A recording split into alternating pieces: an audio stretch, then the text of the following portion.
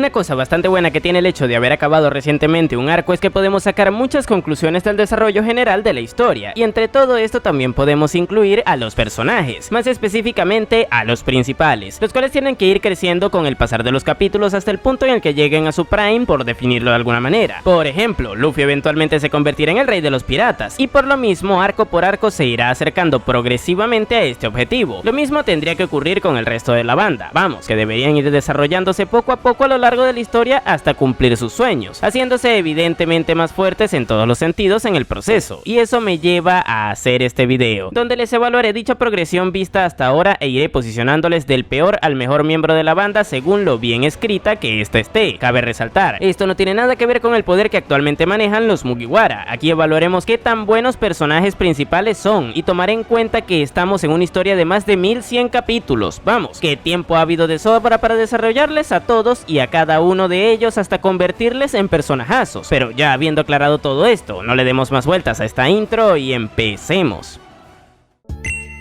Y como no podría ser de otra manera, si nos basamos enteramente en que la progresión del personaje esté bien escrita, Zoro, para sorpresa de absolutamente nadie, deberá estar en el último lugar o como mínimo entre los últimos. Sí, sé que algunos me van a odiar por decir esto, de hecho, para mí sería mucho más conveniente colocarle entre los primeros lugares por el simple hecho de ser un personaje sumamente popular, pero prefiero ser completamente sincero con ustedes, gente. Así que bueno, Zoro es un personaje que a mí personalmente me gusta mucho, esto porque es sumamente fiel a su capitán y porque su evolución de personaje va de la mano con el lore de los espadachines y las espadas dentro de su historia, temas que particularmente me llaman muchísimo la atención. Sin embargo, todas estas cosas por las que el personaje me gustan son de hecho las que le condenan, y es que si nos ponemos a analizar fríamente qué es lo que se ha hecho con estos temas dentro de la historia, nos daremos cuenta que apenas se han desarrollado al personaje. Verán, con el tema de su lealtad a Luffy, todo iba bien hasta el momento en donde se arrodilló ante Mihawk para que le entrenara y así pudiera estar a la altura de ser el espadachín que represente al futuro rey de los piratas. Esta fue una demostración máxima de fidelidad, puesto que aquí Zoro dio a entender que los sueños de ambos estaban totalmente vinculados y que él no estaría dispuesto a cumplir el de él sin que Luffy no lo hiciera también con el suyo. Hasta aquí todo genial, momentazo. Sin embargo, luego del salto temporal parecería que ya el camino de Zoro quedó en un segundo plano totalmente, puesto que todo ese desarrollo que pudo haber tenido al enfrentarse a los peligros del nuevo mundo se saltó totalmente. En lugar de eso, el autor decidió enfocar toda esta vaina a Luffy, haciendo así que temas como lo del linaje del espadachín quedaran relegados a cosas sin importancia, a pesar de que tuviera de antepasado a un referente para su sueño como lo es Ryuma. Pero bueno, por otro lado está el tema de las Meito y los espadachines, y para demostrarles que todo esto está bastante mal desarrollado, usaré al personaje de Tashigi como referencia, que está vinculado a Zoro desde su primera aparición, y que tiene como objetivo conseguir todas las Meitos empuñadas por gente malvada. Evidentemente esto daría pie a que la Marine se tuviera que desarrollar vinculando a Zoro en su camino, pero eso no ocurrió. Este personaje, al igual que el resto de espadachines y Meitos, quedó dejado de lado en la trama, y ahora solo sirve como un florero que adorna los fondos. Lo triste de todo esto es que a través de Zoro en teoría es que deberíamos haber visto cómo Oda desarrollaba todos estos temas, pero como directamente el autor no quiere trabajar al personaje, pues todo esto quedó en segundo plano, cosa totalmente grave ya que Zoro es bastante importante para la narrativa de la historia, por algo es el primer tripulante de Luffy. Este hecho por esta razón que lo coloco de último, ya que para ser el primer compañero del protagonista en una historia de más de 1100 capítulos, su desarrollo dejó mucho que desear. Zoro, una pregunta, ¿tú conoces a Pirulo? ¿Quién? Pirulo, el que te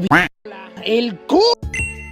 Las cosas como son, Tony Chopper es un personaje con un trasfondo muy bueno, ya que a través del mismo se nos establece el concepto de la voluntad heredada, pilar fundamental de esta historia, la cual se representa con la partida del Dr. Hiruluk, tremendo momentazo. Partiendo desde esta base, el personaje no tendría por qué haber sido considerado como uno malo, y es que posteriormente los argumentos que se darían para reafirmar ese punto irían aumentando, ya que a todo este concepto se le fueron añadiendo tramas como la de la identificarse como un monstruo, esto debido a que usaba su Monster Point para defender a sus Nakama, o la de su desencanto tras haber idealizado al Dr. Hotbap producto a su inocencia. Todas estas cosas hicieron que Chopper a lo largo del pre-timeskip evolucionara de forma bastante interesante, puesto que asumió que podría ser percibido orgullosamente como monstruo debido a que estaba en una tripulación donde también habían otros tipos como él, dejando de lado ese complejo que tenía de niño de ser discriminado por no encajar, o también al ir madurando poco a poco tras curtirse en el mundo de la piratería, y todo esto sin mencionar que también tenía su sueño aparte de toda esta vaina, el cual era el de conseguir la panacea con la que soñó enseñó su padre adoptivo. No obstante, tras los 2 años del salto temporal, el personaje decayó un montón en todos los aspectos, ya que luego de enorgullecerse por ser un monstruo, perdió esa particularidad que le hacía ser percibido como uno, puesto que ya no era peligroso, pasando así de ser uno de los personajes más poderosos de la banda a uno de los más débiles. Por otro lado, su infantilización empeoró. De hecho, Oda hizo al personaje incluso más kawaii de lo que ya era antes, simplemente para vender más peluches, haciendo que esa trama de su madurez quedara completamente dejada de lado. Y por último, el tema de la panacea. Aquí no puedo negar que como médico Chopper sí que se ha evolucionado bastante, pero esto en parte es porque ahora todas las intervenciones de peso del personaje se resumen a eso, ser el encargado de curar a los aliados. De hecho, una cosa que me parece aburridísima es que Oda no profundiza en la dificultad que le supone a Chopper conseguir las curas para las afecciones que combate. Simplemente le pone a mezclar vainas y al ratito consigue la cura, quitándole así emoción y peso a la labor del personaje. Por otro lado, cuando esta misma labor podría dar pie a que Chopper tuviera un poco de desarrollo, también es dejada de lado, y prueba de ello es que en Wano, tras derrotar a los piratas bestia, el personaje intentó curar a los consumidores de Smiles y fracasó, proponiéndose posteriormente a conseguir una cura para su condición, cosa que habría estado genial de ver, de no ser porque Oda sacó esto de la historia y lo comentó en una sección de preguntas y respuestas del manga. Vamos, que este es otro ejemplo de que el autor parece que se la suda el desarrollo de su elenco protagónico. ¡Compay! ¡No te metas lo que no te importa!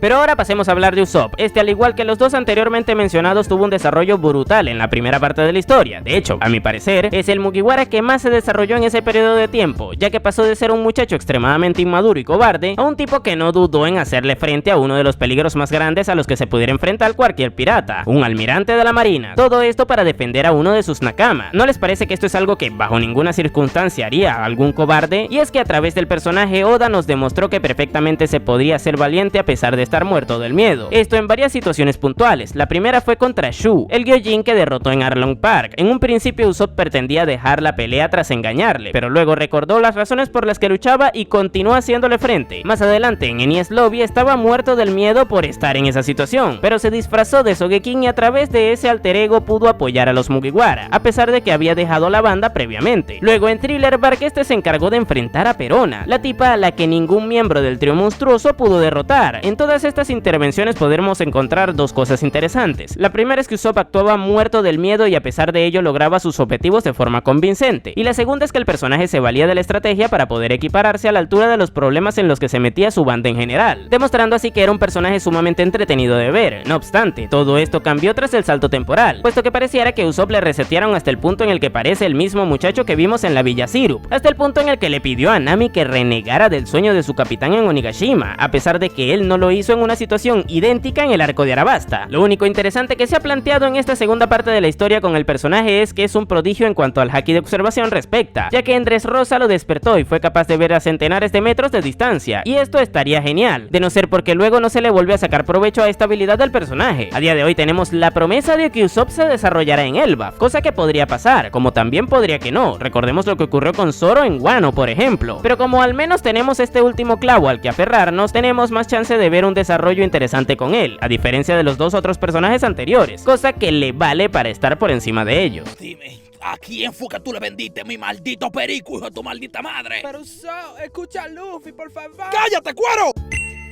Y bueno, si antes no me habían liquidado por decir mi más honesta opinión de Zoro basándome en la objetividad, creo que ahora sí que lo harán ahora que hablaré de Nico Robin. Pero bueno, la arqueóloga de la banda evidentemente es una pieza indispensable con la que cuenta Luffy para encontrar el One Piece. Esto porque tiene la capacidad de interpretar el lenguaje del siglo vacío tallado en los poneglyphs. Debido a esto, Robin tiene una importancia en la narrativa de la historia descomunal, la cual en un principio se nos construyó de muy buena manera al esta ir interpretando poco a poco todos los poneglyphs con los que se encontraba, recaudando así información interesantísima del siglo vacío, como olvidar cuando Robin se dedicó a leer todos los escritos que encontró en Skypiea. Gracias a ello supimos que en el pasado Roger estuvo en ese mismo lugar, así como también que Shandora fue la última gran ciudad en caer tras la guerra del siglo vacío, o también cuando leyó el poneglyph de la isla Gyojin. Ahí descubrimos la existencia del Joy Boy y de la relación que tuvo con la reina del reino Ryugu en aquel entonces. Por otro lado, fue ahí mismo cuando a través de ella se nos reveló todo lo referente al arma ancestral de Poseidón. Son estas las razones por las que digo que la arqueóloga es muy importante en la narrativa de la historia, ya que es por medio de ella que descubrimos los secretos de la misma. Sin embargo, creo que últimamente ha ido quedando en evidencia que esta historia pecó mucho de ser pretenciosa en este aspecto, y prueba de ello es que justamente en la actualidad es cuando más información del siglo vacío tenemos a la mano, y es cuando también menos conclusiones podemos sacar del mismo. Todo esto debido a que Robin no es un personaje que aporte a los descubrimientos de estos misterios, debido a que Oda le ha sacado de forma totalmente inverosímil de la ecuación. Prueba de ello es que actualmente la banda de los Mugiwara tienen 6 poneglyphs, 2 de ellos de los rojos, los cuales la arqueóloga no ha interpretado, o vamos, que no le hemos visto hacerlo, lo cual a fines prácticos es lo mismo. Pero ¿por qué ocurre esto? A mi parecer, Oda no quiere revelar según qué cosas ya deberíamos saber para este punto de la obra. Esto posiblemente se deba porque quiere estirar los misterios todo lo que pueda, pero independientemente de si esto es así o de si existe otra razón, la clara perjudicada de esto es Nico Robin, ya que previamente representaba esa curiosidad que teníamos los lectores por conocer el lore de su mundo, y ahora pareciera que eso no es tan así. Donde antes Robin activamente buscaba descubrir todos los secretos que escondían los lugares que visitaba, ahora le delega esa decisión a Luffy, tal cual como sucedió en Wano, donde le preguntó a este si podría investigar el arma ancestral de Plutón, y como su capitán le dijo que no, al final no lo hizo. Y sí, sé que algunos se inventarán cualquier excusa para justificar esto, pero si lo extrapolamos se darán cuenta a lo ridículo que es. Es como si Luffy le dijera a Zoro que como él no le interesan las Kokuto o espadas negras, luego el espadachín decidiera no buscar información acerca de ello, a pesar de que esto tenga mucho que ver con su sueño. Pero bueno, sumando a todo esto, luego tenemos el caso del arco de Egghead. Aquí fue donde Robin se vio mucho más perjudicada. Esto por un lado porque Vegapunk le ocupó su lugar como arqueóloga al revelar más cosas del lore de su mundo, cosa a la que Robin ni por si acaso aportó algo, demostrando eso que les dije de que Oda no le quiere usar mucho. Y luego tenemos el caso de lo de Saúl. En este arco se confirmó que sobrevivió el incidente de Ohara, y que encima también recuperó la biblioteca del lugar. Si antes habíamos interpretado que Robin era el último vestigio de la voluntad de los eruditos, pues al final nos equivocamos, cosa que le quita mucho peso a su trasfondo y desarrollo. Pero bueno, a pesar de todo esto, no se puede negar que Robin por guión va a tener mucho protagonismo de cara al final de la historia. Vamos, que si no fuera porque es arqueóloga tendría la misma repercusión que Chopper en la historia. Dios mío, Chopper, no hay gente más diabólica que tú. Hermano, usted no está aquí para esto. Usted está para estar leyendo comentarios. A mí no me esté cuestionando. Pero bueno, ahora sí podría decirse que acabamos con todos los Mugiwara que han tenido un desarrollo escaso en la historia. Evidentemente todos estos personajes me gustan, pero por lo mismo no puedo no sentirme decepcionado por cómo se ha hecho su evolución últimamente en la historia. Dicho lo cual, hace unos meses hice una serie de videos en donde hablé de todas las evoluciones de los Mugiwara en general. Ahí sí hablé de todos ellos a lujo de detalles. Se las dejaré por aquí por si les interesa. Y ahora sí, continuemos con el resto de la banda. Muy bien.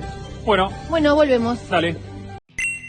Y pasamos de una Mugiwara que tiene un rol bastante pretencioso a otro miembro de la banda que tiene uno mucho más humilde a mi parecer, y ese es Franky, el carpintero de los sombreros de paja. Y sé que muchos actualmente se estarán preguntando acerca de las razones por las que el Cyborg está por encima de la oriunda de Ohara, y esas realmente no son tantas, simplemente es una: siempre es mucho mejor no poner expectativas altas por sobre tus personajes, ya que si no los cumples quedarán muy mal parados. Eso sucede con Robin, que como ya les expliqué antes, no se ha trabajado bien desde ya hace un buen puñado de años. En cambio, Franky pasa mucho más desapercibido en este aspecto porque no tiene tanto peso en la historia, y a pesar de ello sorprende y participa mucho más que la arqueóloga. Les pongo un ejemplo: en el arco de Dressrosa ambos personajes estuvieron presentes, pero a diferencia de Robin, Franky sí que tuvo mucho más protagonismo con su pelea contra el señor Pink, demostrando así que seguía siendo un miembro de la banda sumamente carismático. Luego en Wano, el carpintero y la arqueóloga tuvieron más o menos la misma participación en la resolución del conflicto de Onigashima, al cada uno enfrentarse a un Tobiropo. Y ahora que recién salimos de Egghead, no podemos negar que Franky fue uno de los pocos miembros de la banda que no salieron mal parados en cuanto a intervenciones respecta, puesto que aportó muchísimo contra los miembros del Gorosei. Evidentemente todos esperábamos que tuvieran algún tipo de desarrollo al interactuar con Vegapunk, cosa que no ocurrió, pero por todas las investigaciones del científico, Robin también pudo haber intervenido más y al final tampoco lo hizo. Es por esta razón que a escalas generales Franky me parece que está mejor desarrollado, y se reafirma mi postura al tener en cuenta el factor de que su trasfondo aún sigue intacto. Vamos, que no hubieron no muertes que le resten peso a lo que se nos mostró ahí. De la misma manera, el desarrollo de los personajes que se involucraron en el mismo también sigue intacto. Por otro lado, sí que siento que a medio y largo plazo las situaciones que darán pie a que las intervenciones de Franky se sienten mucho más naturales, ya que con él Oda se toma el trabajo de construir problemas espontáneos como el de que el Franky Shogun necesite una mejora, o lo de que el Thousand Sunny ya se esté quedando un poco desfasado para enfrentar los peligros que se encuentran en la actualidad. Estas son situaciones que se sienten más orgánicas que el simple hecho de que Robin tenga que leer los poneglyphs porque es lo que le toca hacer por guión y ya está. Pero bueno, que a escalas generales este tipo de personajes tienden a decepcionar menos, ya que no cargan con una cruz grande sobre ellos. Es por esta razón que Franky me parece que está mucho mejor usado en la historia que Robin. Nami, ya yo estoy harto de dedicarte paja. Es hora de que tú me des una oportunidad. ¡Ay, Dios! Tú andas en panty en Brasil todos los días en el barco. Coño, tú no puedes ser tan cruel, mujer del diablo.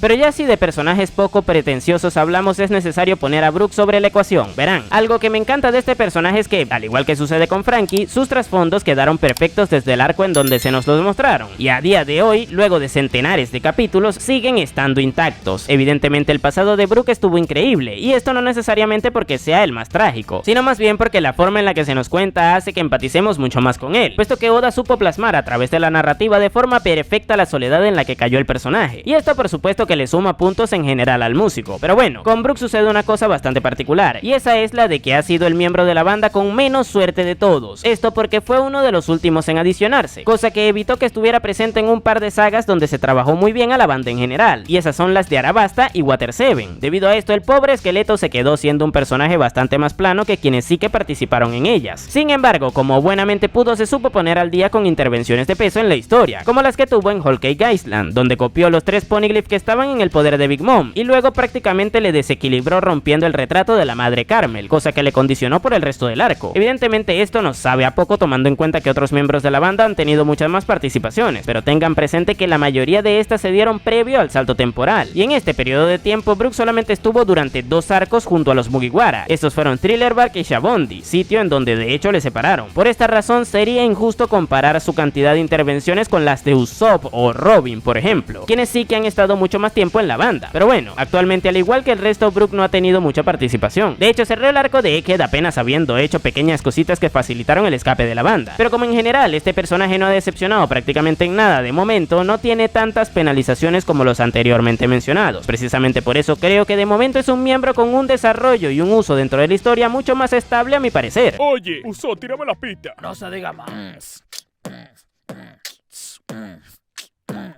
Wey. ¿Y esa maldita pita? A partir de este momento entramos en las ligas mayores del desarrollo, gente, y para aperturarla hablaremos de Nami, la sombrero de paja más infravalorada de todos. Mucha gente se cree que este personaje es irrelevante para la historia, esto porque en cuanto a poder respecta ciertamente es de las que menos resalta. Sin embargo, para cualquiera que tenga un mínimo de comprensión lectora debe ser una evidencia que Nami ha sido de las Mugiwara que más han aportado a la aventura de Luffy. Esto porque prácticamente gracias a ella es que todos están vivos en la actualidad. No sé si se acuerdan, pero fue Nami quien les avisó que habían entrado sin querer en la Calm Belt antes de llegar a la Reverse Mountain, sitio que de hecho estaba plagado de reyes marinos. De no haber sido porque Nami les alertó al resto de la banda, ni se hubieran dado cuenta en donde habían caído y habrían acabado todos en el estómago de alguna de esas criaturas. Y ejemplos de este tipo de intervenciones hay muchos en el resto de la historia, pero para no quedarnos solo con eso, también es oportuno comentar que ha sido gracias a Nami que han podido continuar con su viaje en múltiples situaciones que requerían de que ella guiara al barco a sus respectivos siguientes destinos. Por ejemplo, fue gracias a sus indicaciones que pudieron llegar a la Isla del Cielo, sitio en donde la banda consiguió el dinero que posteriormente se gastó Franky en la madera con la que se construyó el Thousand Sunny, así como también que fue gracias a ella que pudieron escapar de Whole Cake Island, ya que pudo percibir los fenómenos meteorológicos del lugar con exactitud, y esto fue clave para evitar que fueran atrapados por la flota de Big Mom. Pero bueno, ya sabemos que Nami ha sido importante como navegante en general, pero ¿qué hay de su evolución como personaje? A través de la pelirroja, Oda nos resaltó un conflicto que había entre las razas de los Gyojins y los humanos. En un principio a Nami le arruinaron la vida a los hombres pez, como vimos en su trasfondo, el cual es increíble por cierto, pero posteriormente esta pudo dejar ese rencor que les tenía de lado e incluso pudo perdonar a Jinbe por todo el daño que le hicieron, demostrando así que de esa manera se podría arreglar ese problema entre razas que trascendió por cientos de años. Evidentemente esto no hace que el personaje sea muy profundo ni mucho menos, pero es que si tiramos por ahí también tenemos cosas interesantes, como la de su percepción del dinero. Mucha gente se cree que Nami pone el dinero por sobre todo, pero para demostrarles que eso no es así y que el personaje es más complejo de lo que creen, les mostraré 2 momentos que confirman mi punto. El primero fue el de cuando se dio cuenta de que a Usopp le habían robado el dinero en Water 7. Si Nami fuera como muchos en el fandom creen que es esta, se habría lamentado por el robo, pero su primera reacción fue la de preocuparse por el estado de su compañero. Con esto quedaron bien claras las prioridades de la navegante, pero si creían que solo hacía esto con sus nakama, luego también tenemos la situación de Keimi en Shabondi. Ahí Nami estuvo dispuesta a comprar a la sirena que había conocido horas antes con todo el dinero que tenía a la mano solamente para evitar que fuera esclavizada. Con esto se demuestra que evidentemente evidentemente el dinero no es la prioridad en la vida de Nami, y también que muchas personas en el fandom no tienen comprensión lectora. Pero bueno, evidentemente el personaje cojea en cuanto a escalas de poder respecta, y también tiene el tema de que su sueño no ha sido bien desarrollado. De hecho, prácticamente no hemos visto nada de eso desde que salió de Arlong Park, y estas cosas no le hacen ser perfecta. Sin embargo, creo que está lo suficientemente bien trabajada como para que esos sean factores que no tengan tanto peso como el resto de cosas que sí que ha hecho a lo largo de la historia. Por todo esto, holgadamente se encuentra por encima de todos los anteriormente mencionados. ¿Quién diablo invitó a este viejo para Es acá? verdad, es un viejo desconocido que no se sabe de quién Coño, es. pero yo este cuero, coño, que no se calla. Pero ¿quién es este cuero? Me da ganas de arrancarle lo Mire, coño, maldito viejo, usted no tiene ningún maldito derecho de estar hablando así a Nami. Es verdad. Gracias, muchachos, ustedes siempre... Cállate, cuero. Ahora, si de intervenciones de peso hablamos, no podemos dejar de lado a Jinbe, que literalmente estuvo presente en el momento más difícil que tuvo que afrontar Luffy hasta el momento, la saga de la Guerra de la Cumbre. Ahí básicamente Jinbe fue la niñera del capitán de la banda, evitando que muriera a manos de Teach en Impel Down, de todos sus enemigos en Marineford, y que se autodesinstalara luego de que acabara la guerra, siendo esta última ocasión una muy destacable, puesto que fue él quien le hizo entrar en razón, y quien le ayudó a tener el mayor desarrollo de personaje que ha tenido el protagonista hasta ahora, luego de superar que a su hermano se lo llevara el diablo. Y todo esto sin siquiera ser un miembro de la banda. Posteriormente le volvimos a ver tras el salto temporal en la isla Gyojin. Aquí se abrió una trama en la que el tiburón tuvo la oportunidad de entrar en la banda, pero le rechazó por la responsabilidad que tenía con los piratas de Big Mom. Todo esto se llevó hasta Whole Cake Island, sitio en donde por fin aceptó unirse, y ya luego en Wano se reunió con ellos oficializando su ingreso en el Thousand Sunny. Y oigan, creo que hay que valorar que Oda, al menos con Jinbe, sí que tuvo bastante más originalidad al momento de escribir cómo se unía a la tripulación, ya que casi siempre hacían la típica de que conocían a un nuevo personaje, solucionaban el conflicto de su arco y este se unía antes de que dejaran el lugar. Además, hay que destacar que, a pesar de que fue el último Nakama en unirse, no está ni de cerca en ser el que menos desarrollo ha tenido, puesto que si partimos desde la base de su flashback, el cual es uno de los mejores de One Piece en general, y hacemos un recuento de cómo este se ha vinculado en sus posteriores intervenciones en la trama, nos daremos cuenta de que Jinbe está bastante bien escrito. Por todas estas razones me parece que ha sido uno de los mejores Mugiwara en cuanto a cómo ha sido trabajado, y por lo mismo se merece estar en el tercer lugar de esta lista. Acá Luffy está usando la mercancía, para ponerse más fuerte. No, pues cállate, que por alguna razón tú estás más feo que todos los días.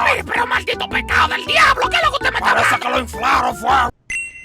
Y sí, sé que para muchos debe ser bastante polémico el hecho de que Luffy actualmente se encuentre en el segundo puesto y no en el primero, a pesar de ser el protagonista de la historia, pero existe una explicación bastante racional. Evidentemente todo el que esté aquí ya más o menos se sabrá de memoria todas las participaciones que ha tenido Luffy como protagonista, y si no se las saben, por aquí les dejaré un video en donde se las cuento, por lo que no ahondaré mucho en estos detalles. Ahora, lo que sí les diré es que actualmente Oda se ha puesto en una situación extremadamente peligrosa para su historia con su protagonista, y esa es la del conflicto que planteó con su fruta del diablo. Como ya muchos sabrán, esta Akuma no Mi acabó siendo una de las más importantes dentro de su mundo, ya que era la del dios del sol Nika, y por lo mismo todo indicaba que había cierta complicidad entre Shanks y quizás algunos otros personajes involucrados en llevarle por un camino que fuera conveniente para el mundo en general. Vamos, que en pocas palabras Luffy parece ser que es el elegido, y esto crea un problema con el mensaje que One Piece intenta dar. Recordemos que ese es el de la libertad, y evidentemente Luffy es quien representa ese mensaje, pero como alguien que es esclavo de su destino puede representar ese mensaje de la libertad. Es por la existencia de esta pregunta que se genera un gran conflicto que atenta en contra del sentido de la propia obra. Ojo, esto no hace que Luffy sea mal personaje, ya que de momento la resolución de este problema no se ha mostrado, y la existencia del mismo parece haber estado pensada desde bien temprano por el autor, debido a este diálogo que dijo el alcalde de la villa luego de que recibiera su primera recompensa. Por todo esto no podríamos decir si esto le hará bien o mal a la historia. Oda ha hecho una apuesta muy arriesgada con esta vaina, y hasta que no sepamos cómo lo soluciona todo no podremos determinar si Luffy será un buen o mal personaje. A mí personalmente me gusta mucho que se genere este tipo de conflictos, ya que de resolverse de forma convincente dejará al protagonista muy bien parado, pero no puedo asumir que esto ocurrirá así, puesto que como ya se habrán dado cuenta con el resto de personajes, Oda actualmente no está en su prime en cuanto a nivel de escritura respecta. Es por esta razón que le dejo de momento como el segundo Mugiwara mejor desarrollado, solamente basándome en lo que sí que se ha construido con él. Ahora, si todo esto que les comenté acaba bien, evidentemente quedaría como el primero, eso sí.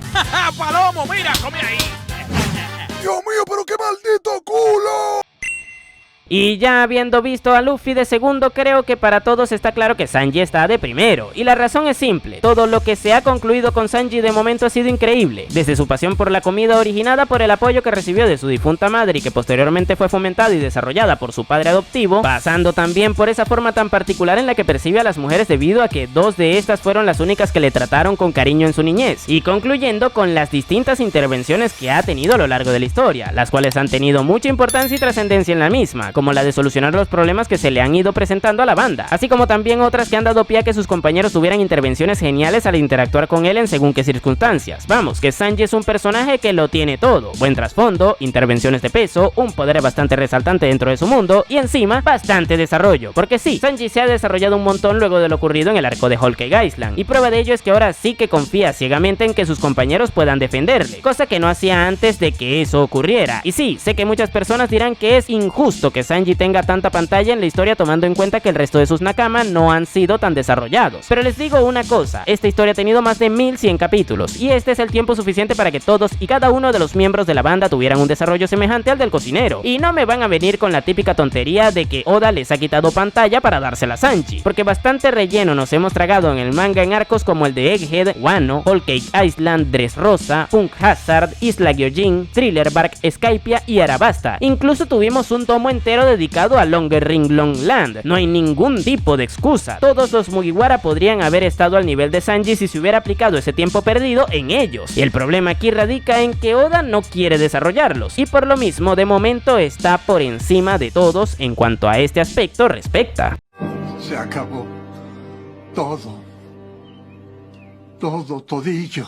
Y bueno gente, este fue mi video del peor al mejor Mugiwara en cuanto a desarrollo. Cabe resaltar que también tomé varios factores como el uso que tiene cada personaje principal dentro de la historia. Por otro lado, también deben tener en cuenta que intenté ser lo más objetivo posible, juzgándoles a todos por la misma vara de medir. No obstante, eso no implica que no me haya podido equivocar al juzgar a alguno que otro, y por lo mismo les invito a que me dejen en los comentarios cómo los ordenarían ustedes. Yo por mi parte les dejaré por aquí un video en donde hablé acerca de qué es lo que va a hacer cada miembro de la banda en Elbaf. Y ahora sí, sin nada más que decir, tú puedes llamarme Napo y nos vemos en el siguiente video.